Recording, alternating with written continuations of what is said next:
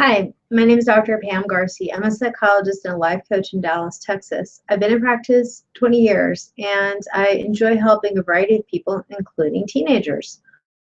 And I wanted to talk to you today about what to do if you're a teenager and you have depression or anxiety and your friends are coming to you with their problems all the time, on top of the problems you already have.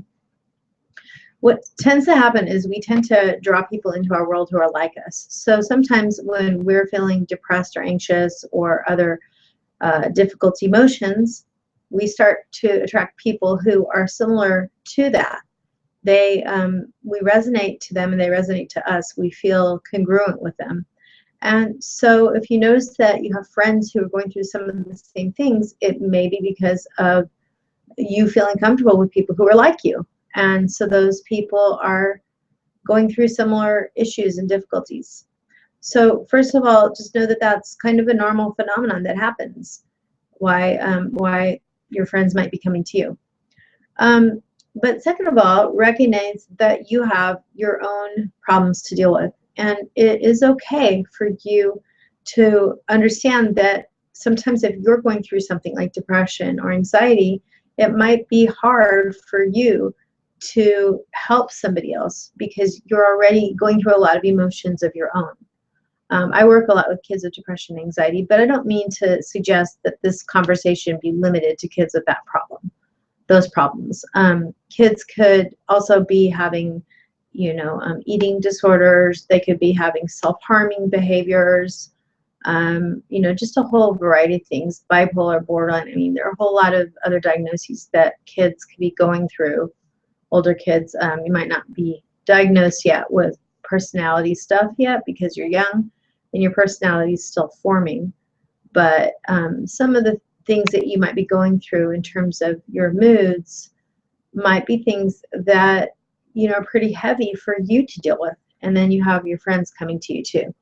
Now the deal is because you have your own stuff and you know it's painful, you probably feel drawn to help kids who are like you that are going through stuff. And so it's a dilemma because you're trying to help yourself, but your friends are coming to you and you're trying to help your friends. And so it's really kind of a challenging situation. So what can you do? So I would suggest that first of all, you work on helping yourself. Because if you work on helping yourself by taking some time for yourself, journaling, writing down maybe in one column all the challenges that you're having, and in the other column some solutions to the challenges or some coping skills you can use instead of some of the behaviors that aren't working for you, then you can start to dig your way out of any holes that you find yourself in. Secondly, after you help yourself, your friends will start to see that you're feeling better, and that might be encouraging for them because they might be able to say, hey, wait, this person is doing something to help themselves feel better. Maybe there's hope for me. So you can become a role model for your friend. And third of all, I would really suggest that if you're not already in therapy or life coaching, that you find someone and work with them because you don't need to go it alone. A lot of teens might have a hard time going to their parents. I mean, I'm a mother and I have a couple of teenage kids, one who's about to be a teenage kid, so I'll have 3 teenagers soon. But really, as a parent of teens, I know that as close as I am to my kids, sometimes they need a professional person now and then to check in with because you sometimes don't want to talk to your parents about certain things, but you still want to sort it through with an adult who's objective. So it's okay to get help. I believe in it for my own children. And I believe in it for myself. I've gotten help over the years here and there when I've needed to. Right now I have a life coach, Steve Chandler, who's my coach, and he helps me to do good things in the world and to live my highest vision. So I appreciate that help and input from him. And I encourage you, if you're a teenager, to not feel ashamed or embarrassed about getting your own help.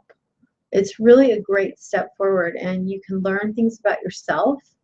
You can get things off your chest. You can feel like you have a safe environment that's just for you, your own secret space, so to speak, that place where it is just about you and it's confidential, so you don't have to worry about it. And then in addition, it's focused in on what you need to talk about. So it's all about what you think, what you feel, what's important to you, your values. So I think that you really ought to think about it if you're not doing that for yourself.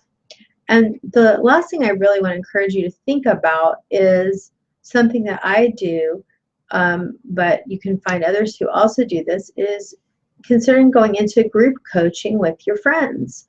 I have done this for various teenager clients that I've had over the years, where I've offered to do a group. And when it occurs, the group is basically, the group of friends come together and we do group coaching.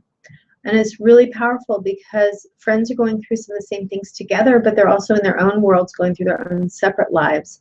But sometimes they need an adult to give them guidance and just to ask some clarifying questions or to give them information that they didn't know about.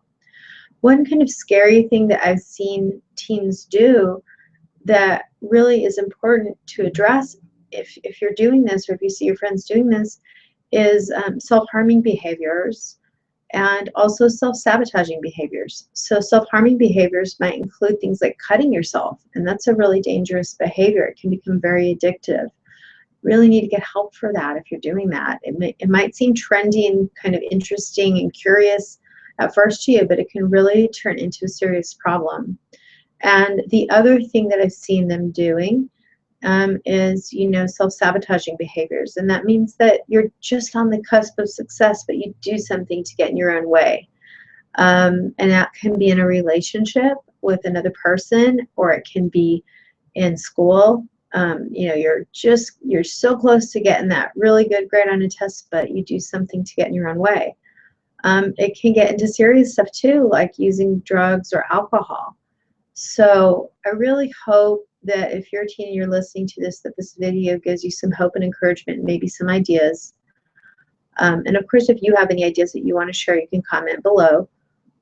Please feel free to interact with me, and you have my contact information. Okay, so thanks a bunch, and here's wishing you well.